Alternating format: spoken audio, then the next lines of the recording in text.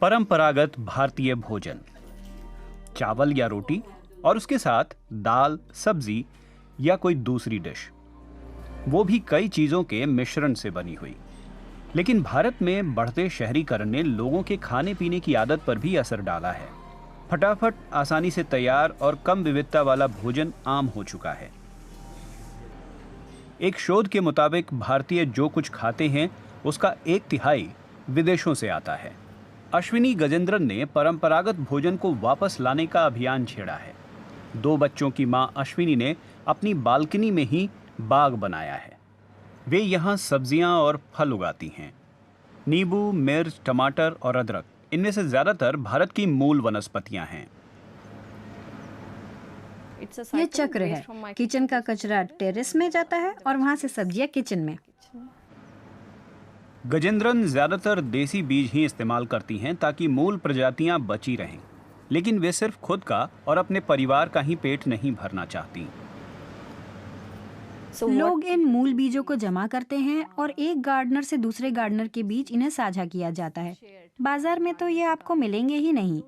अगर आप दुकानदारों से देसी या पुश्तैनी बीजों के बारे में पूछेंगे तो उन्हें इनकी जानकारी ही नहीं होगी। भारतीय भोजन से जुड़ी मूल चीजों को बचाने के इस आंदोलन के पीछे कलाकार और गार्डनर सुरेश कुमार बड़ी ताकत हैं। मूल वनस्पतियों को बचाने के लिए उन्होंने सरजापुरा करीज नाम के प्रोजेक्ट की स्थापना की। वो लोगों को स्थानीय और मौसमी सब्जियां उगाने के लिए प्रेरित करते हैं।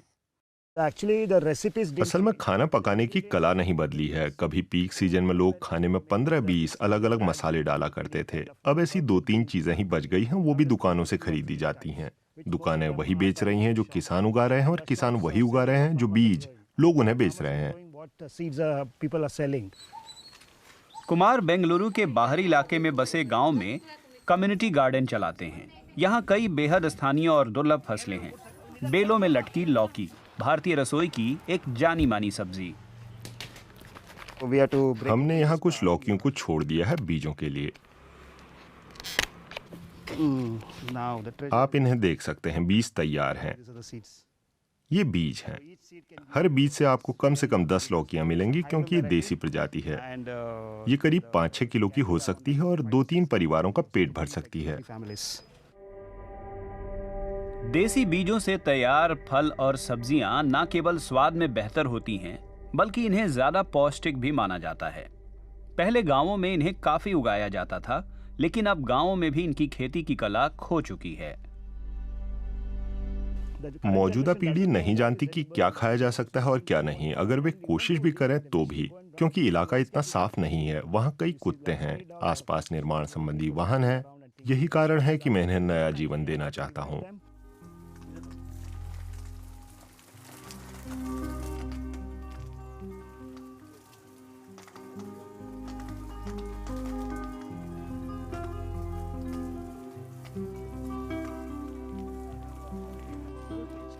गजेंद्रन को अपना भोजन खुद उगाने में मजा आता है, लेकिन कुमार की बागवानी में आकर उन्हें पता चलता है कि गार्डन प्रोजेक्ट किस हद तक अहम हो सकता है। कड़वी सच्चाई तो यही है कि ग्रामीण किसान अपने लिए भोजन पैदा नहीं करते, वे बाजार के लिए ऐसा करते हैं। और यहाँ उन्होंने ऐसा प्रोजेक्ट शुरू किया है जिसके जरिए उन्हें अपना भोजन उगाने में मदद मिलेगी। इसका हिस्सा बनकर मुझे भी काफी खुशी हुई। टेरेस गार्डन अश्विनी गजेंद्रन को गजब का संतोष भी देता है।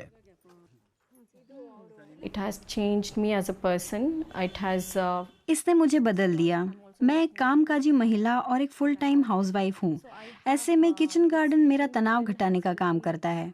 दिन के अंत में मुझे शांत करने में मदद करता है। इससे कोई फर्क नहीं पड़ता कि दिन कितना ही व्यस्त रहा हो। दिन के आखिर में गार्डन में जाना और वहाँ बैठकर पौधों को देखना, मेरे तन मन को इसने बदल दिया है।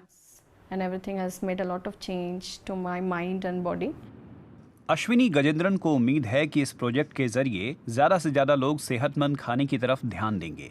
साथ ही वे प्रकृति और पारंपरिक ज्ञान का सम्मान करना भी सीखेंगे।